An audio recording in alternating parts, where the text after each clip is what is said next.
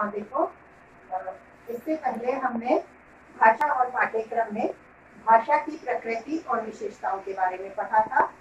आज हम भाषा के महत्व के बारे में पढ़ेंगे। भाषा का महत्व।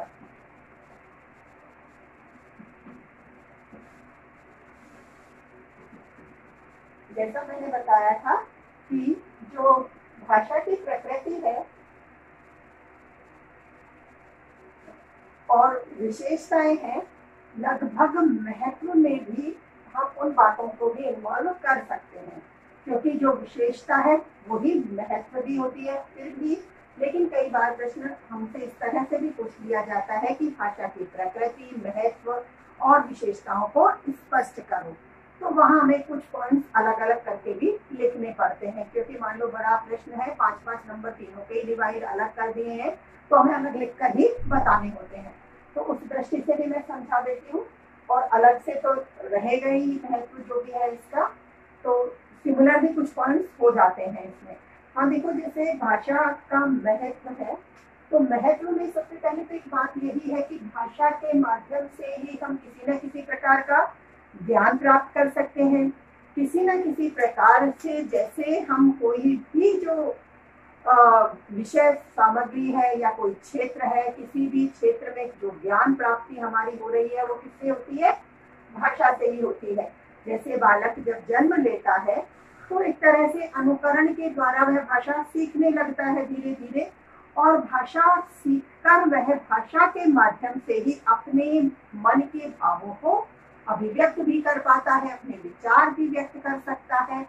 तो धीरे धीरे एक तरह से भाषा का जो विकास होता गया है उसको हम यहाँ तक इस तरह से भी मान सकते हैं, जैसे भाषा का महत्व उसके स्थायित्व होने से भी हुआ है। जैसे कैसे कि एक तरह से भाषा बोलने का, विचार विनिमय का माध्यम है, विचार विनिमय है, हमारे जो विचार हैं उनका आदान प्रदान कर रहे हैं। लेकिन जो पूर्वजों का ज्ञान है, उनका ज्ञान यदि हमारे पास एक तरह से वेदों के माध्यम से, उपनिषदों के माध्यम से या अन्य किसी पुस्तकों के माध्यम से कहीं ना कहीं किसी न किसी आधार से हमारे तक पहुंच रहा है, तो ये माध्यम किस आधार से हमें मिल पाया कि अगर भाषा मौखिक ही रहती तो हम उन विचारों को अब नहीं जान पाते, केवल जिनसे हम सुन पा रहे हैं उतना ही ज्ञान हमारे तक हो पाता, हमारे तक पहुंच पाता। लेकिन भाषा में एक लिपि है, लिपिका के विकास होने से, जैसे लिपि का जो विकास हुआ है, लिपि सभी जानते हैं किसे कहते हैं? लिखने के ढंग को कहते हैं। जो लिखने का ढंग है वही क्या है? लिपि है। तो लिखने के ढंग अर्थात लिपि का जो विकास हुआ है, इस लिपि के विकास से जो हमारी भाषा है इसमें स्थायित्व आ गया है, और इस स्थायित्व के कारण ही हमारे ज्ञान प्राप्ति के स्रोत और बड़े हैं, हमारा ज्ञान और प्रौढ़ हुआ है और अधिक हम ज्ञान प्राप्त कर सकते हैं। तो उन सबका आधार भी जैसे क्या रहा है? भाषा ही रहा है। अब कई तरह के, जैसे जो राष्ट्र में हम कहें, राष्ट्र में भी कई प्रदेश होते हैं, समाज, परिवार, छोटे स्तर पे जाए, छोटे से जैसे परिवार, समाज, देश, राज्य है, फिर राष्ट्र, इस तरह से तो अलग अलग क्षेत्र हो गए। सभी क्षेत्र वाले जो क्षेत्र निवासी हैं वो भाषा के माध्यम से एक दूसरे से अपने विचार व्यक्त करते हैं। सभी क्षेत्रों की एक ही भाषा जैसे निर्धारित कर दी जाती है, जैसे राष्ट्रभाषा, राजभाषा, हमारी जैसे हिंदी को भी राष्ट्रभाषा बताया हुआ है, और राज कार्य सारे उसमें होते हैं तो उसे राजभाषा कहा गया है। और हिंदी की वजह से जैसे सब काम उसी में हो रहे हैं, तो सभी लोग उसे सीखने का प्रयास करते हैं और सभी लोग उसे जानते हैं, तो उसमें अपने विचारों का आदान प्रदान कर लेते हैं। तो एक तरह से एकता का प्रमुख आधार भी ये बनती जा रही है। बालक समस्त रूप से उसका शारीरिक, मानसिक जो समृद्धि हो रही है, सर्वांगीण विकास हो रहा है, वो अपने भावों को अभिव्यक्त कर पाता है, वो भी भाषा के माध्यम से ही हो रहा है। तो अनेक शिक्षाविद हैं, भाषाविद हैं, इन्होंने भाषा के महत्व को अपने अपने स्तर से और बताया है। जैसे महात्मा गांधी है, इन्होंने कहा है कि व्यक्ति के मानसिक विकास के लिए भाषा होना उतना ही आवश्यक है जैसे मातृभाषा का ज्ञान या भाषा का ज्ञान उतना ही आवश्यक है जैसे शिशु के शारीरिक विकास के लिए उसकी माता का दूध आवश्यक होता है। तो उन्होंने इतनी इम्पोर्टेंस दी है भाषा को। ऐसे ही पई महोदय हैं, इन्होंने भी बताया है कि जैसे मानव संस्कृति है, सभ्यता, दर्शन, इतिहास, सभी का स्पष्ट चित्रण किसके माध्यम से हो पाता है? भाषा के माध्यम से ही हो पाता है। इसी तरह से बर्ट है, उन्होंने भी यही बताया है कि यदि जैसे भाषा नहीं होती है, यदि हम भाषा विहीन होते तो जैसे भाव विहीन और बुद्धि विहीन भी हो जाते। तो इस तरह से भाषा का महत्व बहुत अधिक है। और है माइकल वेस्ट, जिन्होंने भी बताया है कि भाषा एक तरह से वह तत्व है जिससे हमारी आत्मा का गठन होता है। भाषा का महत्व केवल बौद्धिक विकास में नहीं वरन चारित्रिक विकास में भी है। तो हम इनके महत्व को भाषाविदों के अनुसार भी लिख लेते हैं। जैसे महात्मा गांधी ने बताया है,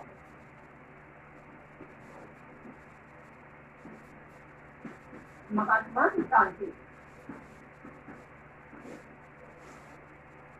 गांधी के अनुसार मातृभाषा का ज्ञान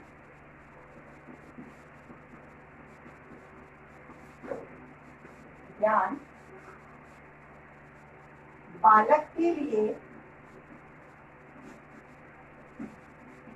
उतना ही आवश्यक है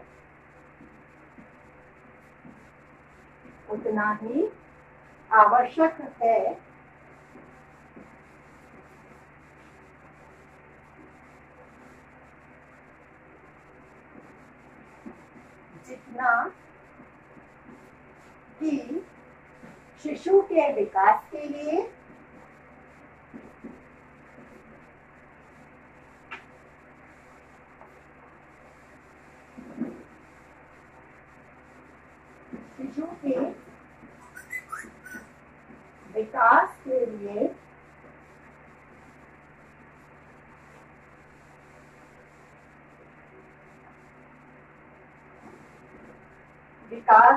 यहाँ शारीरिक विकास और शारीरिक विकास के लिए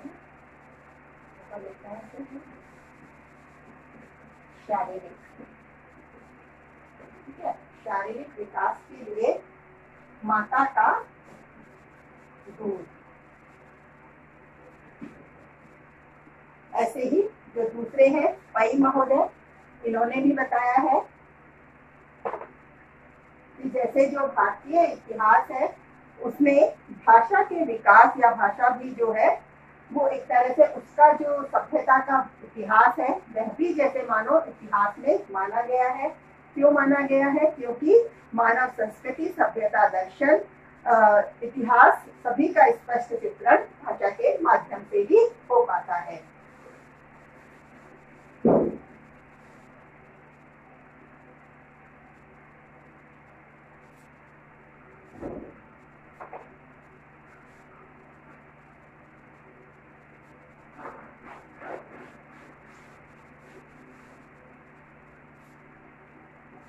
पई महोदय के अनुसार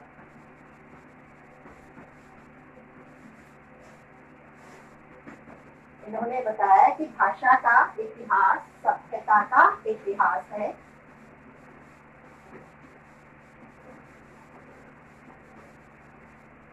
इतिहास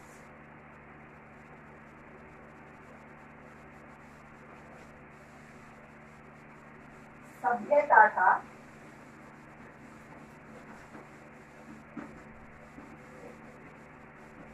इतिहास है,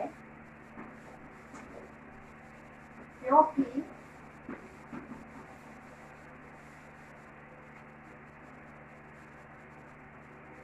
मानव संस्कृति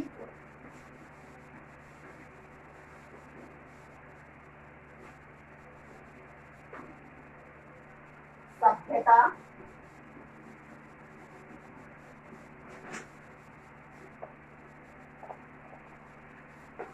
दर्शन इतिहास आदि का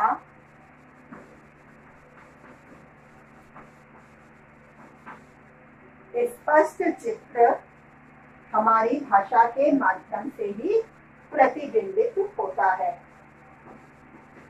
स्पष्ट चित्र हमारी भाषा के माध्यम से ही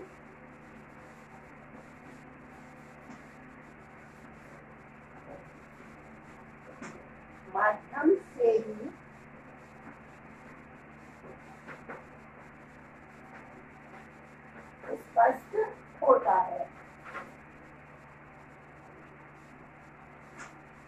ऐसे ही बर्ट महोदय हैं, इन्होंने भी बताया है कि यदि जैसे भाषा नहीं होती तो भाषा के अभाव में व्यक्ति बुद्धि विहीन भी होते और एक तरह से भाव विहीन भी हो जाते।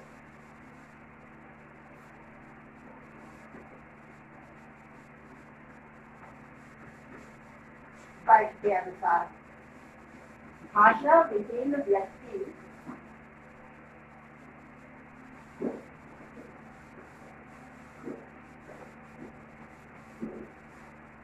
बुद्धिहीन ही नहीं होते,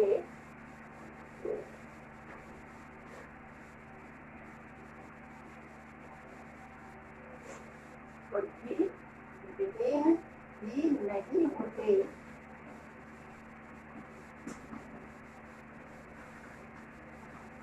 ये तीसरे एक नंबर का महत्व दिखाना है तीसरे राइटर के अनुसार अपितु भाव विहीन भी हो जाते हैं।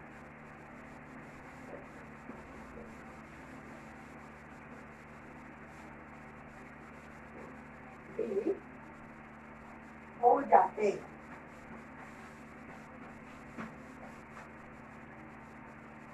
अब एक और है माइकल वेस्ट, जिन्होंने बताया कि भाषा से जो भाषा तत्व है उससे हमारी आत्मा का गठन होता है।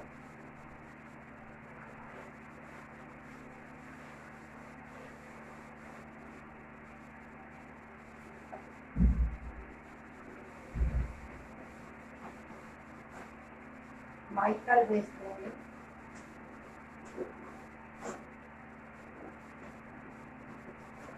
चौथा है, माइकल वेस्ट ने कहा है कि भाषा से हमारी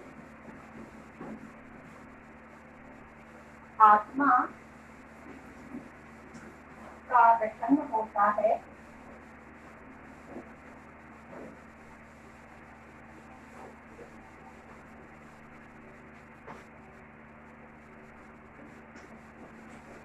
भाषा से हमारी आत्मा का गठन होता है और इसका विकास जैसे हमारे बौद्धिक विकास में ही नहीं बल्कि चारित्रिक विकास में भी सहायक होता है।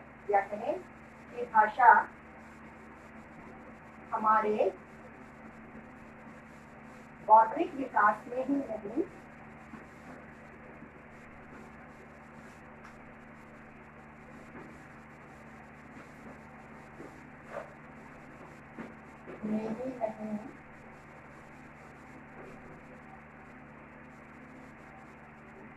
बल्कि चारित्रिक विकास में भी सहायक होती है। चारित्रिक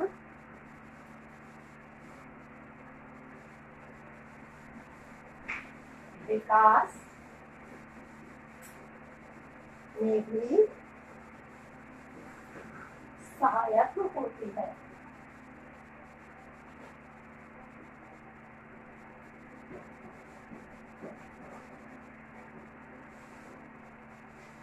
देखो ये तो शिक्षाविदों के अनुसार हो गया। अब फिर जो भाषा के महत्व के वो जो और कुछ पॉइंट्स हैं वो हम लिख लेंगे। ये दो राइटर्स हैं जिन्होंने भाषा के महत्व को स्पष्ट किया है।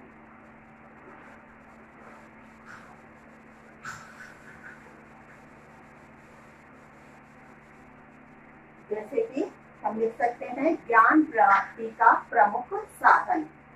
पहला पॉइंट, ज्ञान प्राप्ति का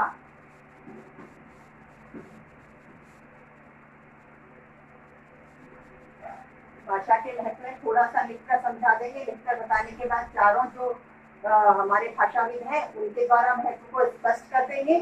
फिर उसके बाद हम लिख देंगे भाषा के महत्व के निम्नलिखित बिंदु हैं। और उसमें फिर लिखेंगे हम क्रम से लेकर भाषा प्राप्ति का प्रमुख साधन, भाषा ज्ञान प्राप्ति का प्रमुख साधन।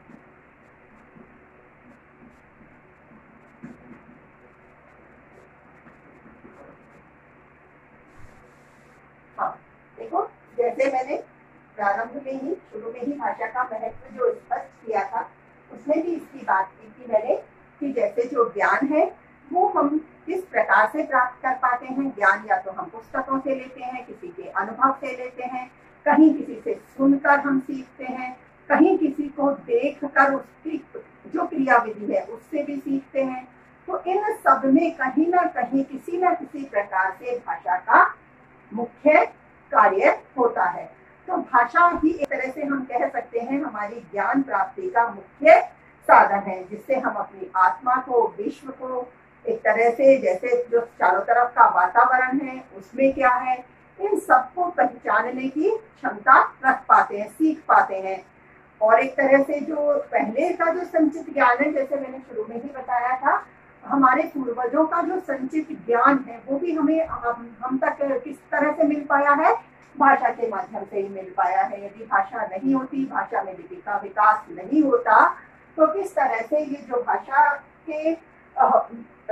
भाषा के जो मुख्य ज्ञान का जो आधार है, एक तरह से जो पूर्वजों का बहुत अमूल्य ज्ञान है जो हम तक पहुंचा है, उसका माध्यम क्या हुआ है, भाषा ही है। तो यदि भाषा नहीं होती तो हमारी जो ज्ञान प्राप्ति का जो प्रमुख स्रोत है वो नहीं हो पाता और हम हमारे पूर्वजों के अच्छे ज्ञान से वंचित रह जाते।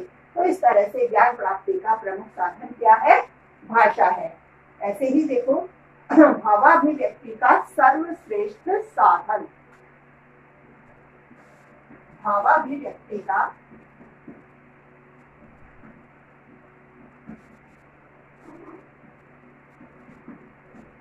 सर्वश्रेष्ठ साधन।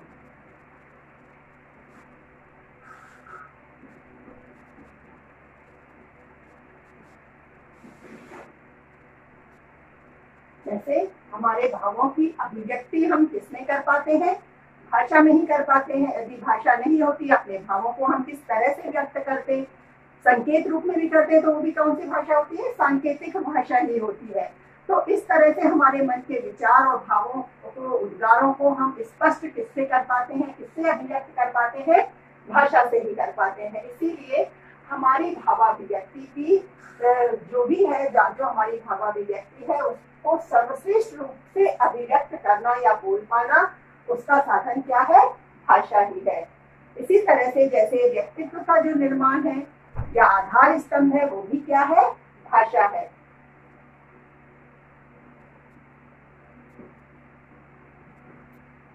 व्यक्तित्व निर्माण का आधार स्तंभ,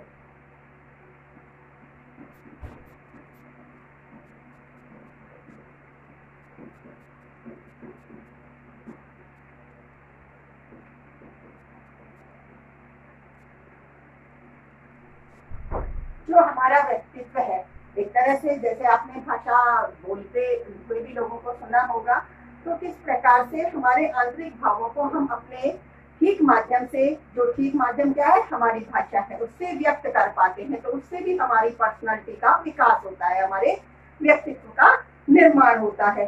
तो एक तरह से जो हमारे आंतरिक भाव है, हमारे अंदर की छिपी जो क्षमता है, शक्ति है, कुशलता है, उसको हम किसके माध्यम से अभिव्यक्त कर पाते हैं, भाषा के माध्यम से। तो इस तरह से हमारे व्यक्तित्व के निर्माण में भी हमारी भाषा सहायक होती है। इसी तरह से राष्ट्र की एकता का प्रमुख आधार भी भाषा है।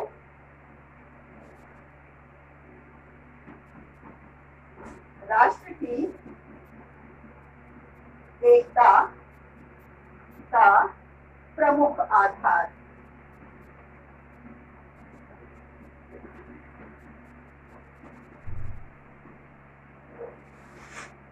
जैसे मैंने इस प्रारंभ में भी बताया था कि हमारे राष्ट्र की एकता का प्रमुख आधार भी क्या है, भाषा है। क्योंकि समस्त भारतीय किसी न किसी भाषा से अपने विचारों को एक दूसरे से बांट पाते हैं, बता पाते हैं, ग्रहण करते हैं, अभिव्यक्त करते हैं। तो इसीलिए राष्ट्र भी में जैसे सभी व्यक्ति हैं, अलग अलग राज्यों के हैं, लेकिन कोई एक भाषा जो, जैसे कि मैंने बताया कि हमारी राजभाषा हिंदी है, एक तरह से राष्ट्र भाषा में भी हिंदी को ही बताया जाता है। वैसे जैसे कानून के अनुसार इसकी घोषणा अलग से नहीं हुई है, पर राष्ट्रभाषा और राजभाषा हमारी हिंदी ही है। तो जो हमारी हिंदी है वो किस तरह से, अब अन्य राष्ट्रों में, अन्य राज्यों में और कोई भाषा रही होगी, हम मुख्य बात तो हमारी भाषा को बताने की है, लेकिन उसको एक आधार लेकर मैं बता रही हूँ कि उसके माध्यम से, जैसे दूसरे राज्य के लोग हैं जो मान लो अपनी भाषा को दूसरे लोगों को नहीं समझा पाते हैं, तो एक तरह से एक भाषा को आधार लेकर वही क्या है, एकता का मूल आधार बन जाती है। अपने विचारों को वो उस भाषा के माध्यम से दूसरे राज्य के व्यक्तियों तक अपने विचारों को साझा कर सकते हैं, बता लेते हैं, और उनके भावों को भी वो समझ लेते हैं। तो एक तरह से अपनी सभ्यता और संस्कृति का प्रचार भी उस भाषा के माध्यम से दूसरे स्थानों पर, क्षेत्रों पर, राज्यों में हो सकता है। तो एक तरह से इस भाषा के माध्यम से ही सभ्यता, संस्कृति का आदान प्रदान होता है।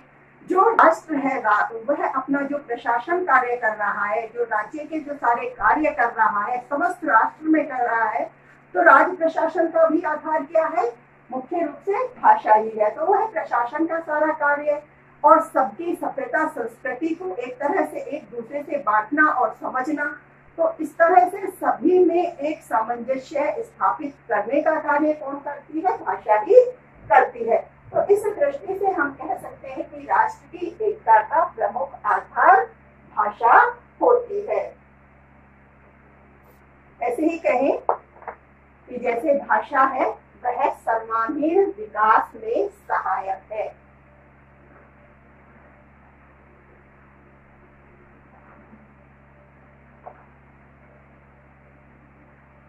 पांचवा बिंदु है सर्वांगीण विकास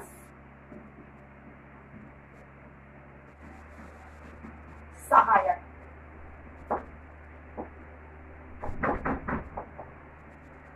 सहायक है। जैसे सर्वांगीण विकास की जो हम बात कर रहे हैं, वैसे जैसे थर्ड ईयर में स्टूडेंट्स आ गए हैं तो सर्वांगीण शब्द से वो परिचित है। फिर भी एक बार बता देती हूँ, सर्वांगीण से अर्थ संपूर्ण रूप से बालक का विकास, जिसमें शारीरिक, मानसिक, बौद्धिक, चारित्रिक, नैतिक, आध्यात्मिक सभी प्रकार के विकासों को सम्मिलित किया जाता है।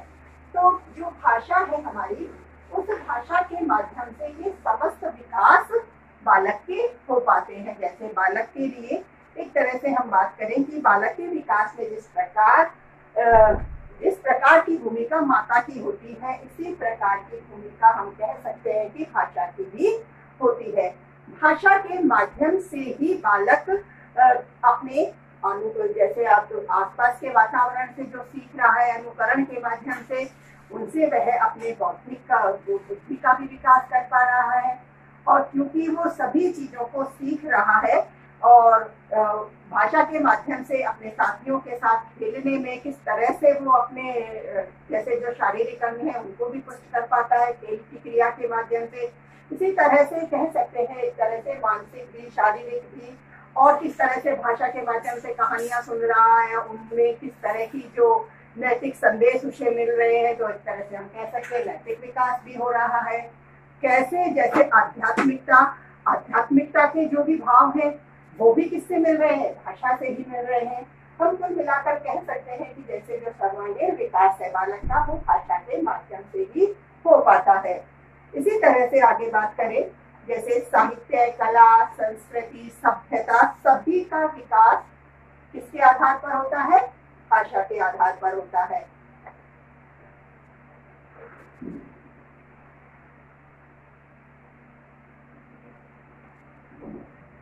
साहित्य, कला, संस्कृति व सभ्यता के विकास का प्रमुख आधार।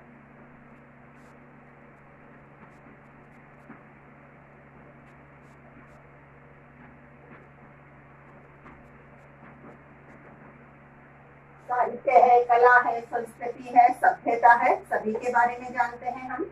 जैसे जो भी साहित्य लिखे जा रहे हैं, कोई भी आर्ट है, कला है, उसको भी व्यक्त किस तरह से कर रहे हैं, उसकी कुशलता किस तरह से हम बता रहे हैं। हमारी जो संस्कृति है, जो परंपराएं हैं, हमारे रीति रिवाज है, हमारा जो रहन सहन का ढंग है, तरीका है, तो वह भी किससे विकसित हो रहा है, भाषा से ही हो रहा है। सभ्यता है हमारी जो भौतिक संस्कृति है, जो हमारे जीवन जीने के जो भी प्रमुख साधन है, जो हमारे सभ्यता में आते हैं, जैसे तो एक तरह से सभी चीजों का मुख्य आधार क्या है, भाषा है। सभी का विकास किसके माध्यम से हो पाता है, भाषा के माध्यम से ही होता है।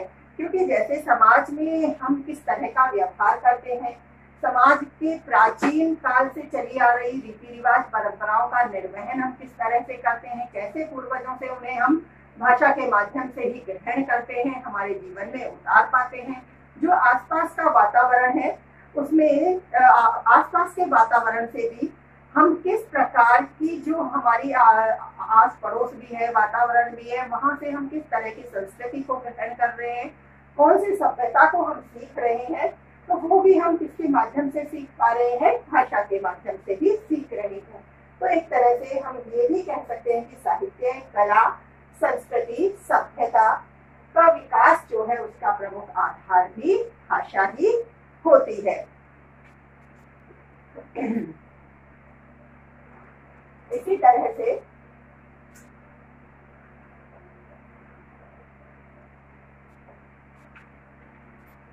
जैसे जो सामाजिक जीवन में हम बात करें कि जो प्रगति है वो भी किसके माध्यम से हो पाती है, भाषा के माध्यम से ही होती है। कि सामाजिक जीवन में हम किस प्रकार आगे बढ़ रहे हैं, कैसे प्रगति कर रहे हैं, उसमें किस तरह का जो हम कार्य कर रहे हैं, मान लो कोई व्यापार कर रहे हैं, कहीं कोई शिक्षण कार्य कर रहे हैं, या किसी प्रकार की विक्रय का कार्य, व्यापार में जैसे बहुत सारी चीजें आ जाती हैं, तो उसमें भी एक विशेष कला होती है भाषा की, किस प्रकार बोलकर हम किस तरह से अपने कार्य को सफल कर पा रहे हैं। शिक्षण कार्य में भी जैसे आप इसको पढ़ ही रहे हैं, देख भी रहे हैं कि किस प्रकार भाषा की कुशलता की आवश्यकता होती है। तो हम बता सकते हैं कि जैसे जो सामाजिक जीवन में प्रगति का आधार भी क्या है, मुख्य रूप से भाषा ही है। तो हम बता सकते हैं कि सामाजिक जीवन में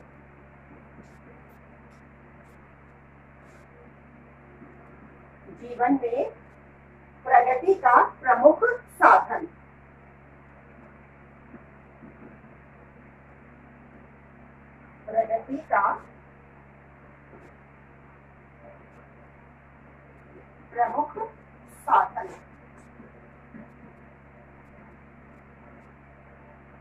इसी तरह से जैसे चिंतन की बात करें, यदि हम चिंतन और मनन करने का यदि कार्य करते हैं तो उसका स्रोत भी क्या है, भाषा ही है।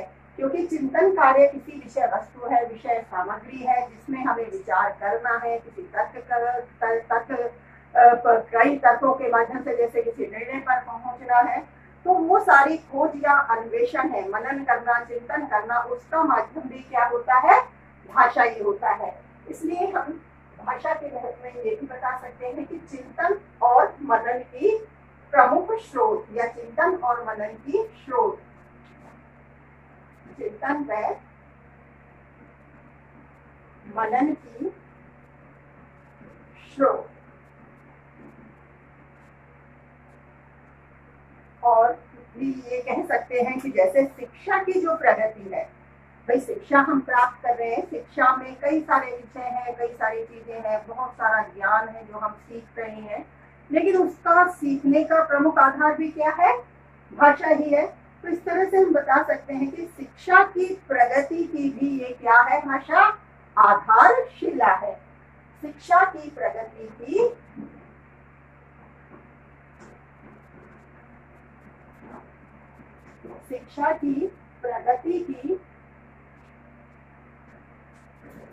आधारशिला,